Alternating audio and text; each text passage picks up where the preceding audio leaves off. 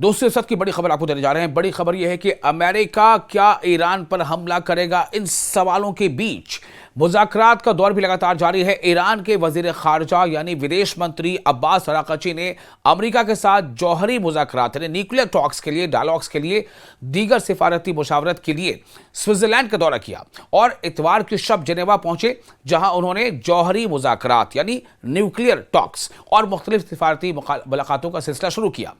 इनकी आमद पर जब ये यहां जेनेवा पहुंचे, मशरक़ वस्ता यानी मिडिल ईस्ट और शुमाली अफ्रीका के लिए स्विस खुसूसी एलची वोल्फगैंग अमेडेस ब्रिलहार्ट ने इनका इस्तकबाल किया। अब आप देखिए, सबसे बड़ी बात इसके पीछे क्या है कि एक तरफ तो अमेरिका लगातार ये कोशिश कर रहा है कि बातचीत होती रहे। क्यों? और फिर दूसरी तरफ अमेरिका तैयारी भी कर रहा है। मैं आपको समझाऊंगा इसके आगे क्या कुछ हो सकता है, उसकी स्ट्रैटेजी क्या है। दौरे के दौरान जो अराक़ची का दौरा था, पहले इसके बारे में तफसील दे दें कि अराक़ची के इस दौरे के दौरान ईरानी वजीर खारजा यानी विदेश मंत्री ने स्विट्जरलैंड और ओमान के अपने हम मनसबों यानी जो उनके काउंटर पार्ट होते हैं से मुलाकातें करना तय की थी। उन्होंने तख़फ़ीफ़ असलहा से मुतालिक अक़वाम मुत्तहिदा की कॉन्फ्रेंस यानी यूनाइटेड नेशंस कॉन्फ्रेंस ऑन डिसआर्मामेंट में भी शिरकत की थी, जहां उन्होंने एजेंडे में शामिल उमूर पर ईरान का मौक़िफ़ और नुक्ता नज़र बयां किया कि ये जो एजेंडा है बातचीत का, न्यूक्लियर डायलॉग्स, न्यूक्लियर टॉक्स, तो इस पर ईरान का स्टैंड क्या है। आपको मैंने पहले बता चुका हूं कि ईरान ने पहले इस बात को वाज़ेह किया है कि ईरान न्यूक्लियर के मामले पर बातचीत के लिए तैयार है, लेकिन अगर अमेरिका या इजराइल के दबाव में अमेरिका यह चाहता है कि ईरान अपने मिसाइल के तरक्याती काम को रोक दे, तो वो किसी सूरत में नहीं होगा। पीर की सुबह अपने एक बयान में उन्होंने कहा था कि वो जौहरी माहिरीन के हमराह बैनुल अक़वामी जौहरी तवानाई एजेंसी यानी IAEA international atomic energy agency के डायरेक्टर जनरल राफेल ग्रॉसी से गहरे तकनीकी मुज़ाकरात के लिए मुलाकात करने वाले थे। यह मुलाकात इंटरनेशनल एटॉमिक एनर्जी एजेंसी से मुताल्लिक़ उमूर पर मरकूज रही थी। ईरानी वज़ीर ख़ारजा ने यह बता दिया था कि वो अमरीकी सिफारतकारी से कबल अपने ओमानी हम मनसब यानी ओमान के जो हम मनसब है, यानी ओमान के जो वज़ीर ख़ारजा है या विदेश मंत्री, उनको कहते हैं हम मनसब, एक ही मनसब पर फायज, तो ओमान के हम मनसब बदर बिन हमाद अल बुसैदी से भी मुलाकात करने वाले थे, ताकि आइंदा बातचीत के हवाले से मुशावरत की जा सके। यह काफ़ी अहम ब्रेक थ्रू है। आप देखें, सबसे पहले कहाँ से खबर आई थी कि चीन में अमेरिकी रिप्रेजेंटेटिव और ईरान के रिप्रेजेंटेटिव्स के बीच बातचीत हुई है। मरकज़ क्या है, मौजू क्या है? Nuclear dialogue. उसके बाद क्या खबर आई? मस्कत में अमेरिका के नुमाइंदों और ईरान के नुमाइंदों के बीच बातचीत हुई है। टॉपिक क्या है? ईरान और US के बीच मौजूदा कॉन्फ्लिक्ट और न्यूक्लियर पर बातचीत, यह तमाम डायलॉग्स।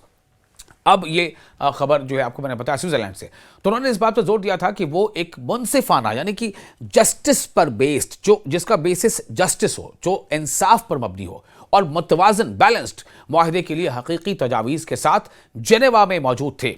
जेनेवा पहुंचे थे ईरान के वजीर खारजा, ईरान के फॉरेन मिनिस्टर, विदेश मंत्री। तो उन्होंने बताया कि वो जेनेवा में थे और धमकियों के सामने झुकना मुज़ाकरात का हिस्सा नहीं था।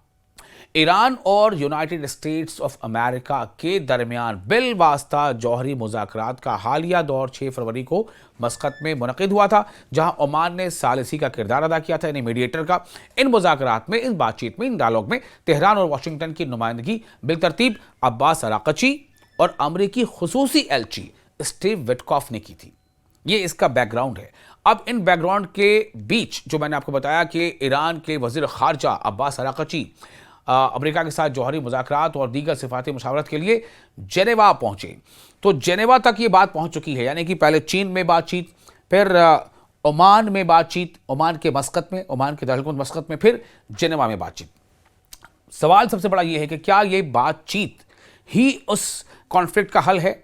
जवाब तो सभी की ज़ुबान पर हाँ है। इवन डोनाल्ड ट्रंप भी कहते हैं कि वी आर गोइंग गुड।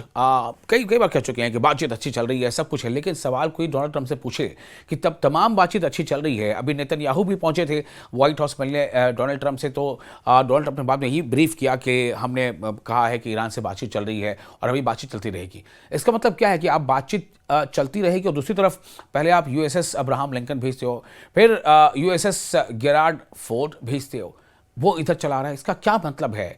क्या अमेरिका कहीं ना कहीं ईरान के ताकत को करीब से देखना समझना चाहता है? क्या डोनाल्ड ट्रंप जो है उन्हें इस बात का एहसास है कि अमेरिका की ताकत कुछ ज़्यादा है, उनको अगर वो यानी ईरान की ताकत ज़्यादा है और अगर अमेरिका ईरान पर हमला करना चाहता है तो अपनी मजीद ताकत यानी डिफेंसिव जो कैपेबिलिटी बढ़ाना होगा। देखते हैं आगे क्या होता है।